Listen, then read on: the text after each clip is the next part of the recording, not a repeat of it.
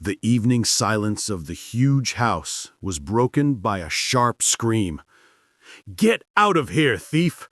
It was Amelia shouting, the housekeeper and mistress of the mansion, a woman in her 40s with a cold gaze and commanding voice. She roughly grabbed Anna, a slender young maid, by the arm and shoved her into the storage room. Next to her, little Liza, Anna's 3-year-old daughter, clung to her mother in fear, crying. "Madam, what are you doing?" Anna screamed, shielding her child. The lock clicked. The heavy door slammed shut. From behind the door came Amelia's furious voice. "I saw you steal Victor's mother's pendant. You thought you could rob your master." Anna held Liza tightly against her chest in horror. "That's not true. I would never take what isn't mine. I only have my daughter, and she's worth more than anything." But Amelia wouldn't listen. For her, only one thing mattered: to destroy her rival. Anna had only been working in this house for 6 months. Victor's mansion looked like a museum. Long corridors, old paintings, candelabras, carpets. Every step echoed through the halls. For Anna, it was a new world. Her life before had been hard. An early pregnancy, the death of her husband in a car accident, poverty. Getting this job in Victor's house, she believed, was a chance to start over.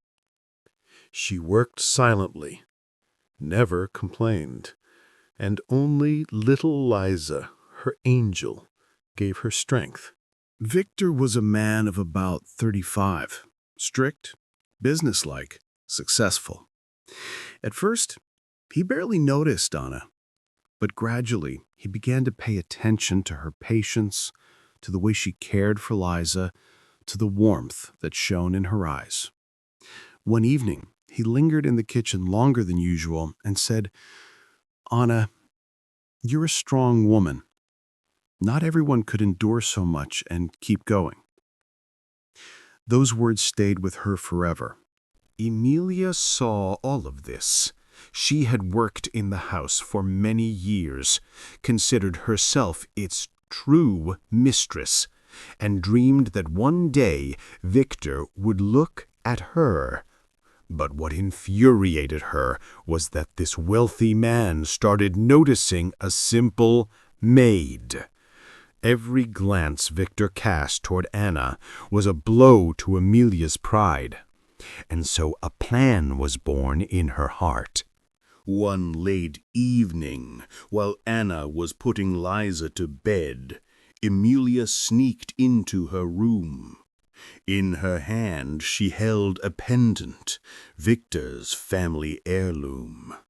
It wasn't just jewelry. It had belonged to Victor's mother, who died when he was a child. To him, it was sacred, almost a relic. Clutching it tightly, Amelia whispered, "If you think you can take everything from me, you're wrong." And she carefully placed the pendant into Anna's bag. The next morning, Amelia pretended to look into Anna's bag by accident and found the pendant. "Ah, so that's it, a thief, and with a child too. How vile!" She waited until evening, when Victor would return to create a scandal. She was sure Anna would be banished from the house forever. The mansion door creaked open. Victor came home, weary after work. Amelia rushed to him. "Victor, we have a problem. I found this with Anna." She held out the pendant. "Can't you see? She stole your mother's memory. She deceived us all." Victor froze. In his hands was a relic. His heart ached. But his mind resisted. He could not imagine Anna as a thief. "Where is she?" he asked. "I locked her in the storage. I was afraid she'd run." Emilia replied. Victor quickly went to the storage, turned the key, and opened the door. His heart sank. Anna sat on the cold floor, holding Lisa close. Her face was wet with tears, but her eyes glowed with determination. "Victor, I didn't take the pendant. I swear. I'm not a thief. I only have my daughter, and she is everything to me."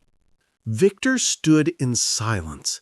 He saw her despair and her motherly love. Turning away from her felt like betrayal. He looked at Emilia. "Tell me, how could she steal? She's always with her child. When? How?" Emilia faltered. "Desperate people are capable of anything." Victor looked at Anna again. "Does she look desperate to you?" Emilia could not hold his gaze. "You're lying," Victor said quietly. "I see who you really are." Emilia tried to protest, but her voice trembled. I only wanted to protect you." "No. You wanted to destroy an innocent woman. You wanted to destroy a mother already fighting for her child's life." Emilia turned pale. She realized she had lost. "Fine," she said coldly. "I'll leave. But remember, one day you'll regret not listening to me." She slammed the door and disappeared into the dark corridor. Victor remained with Anna and Lisa. He knelt beside them and said, "Forgive me for letting this happen.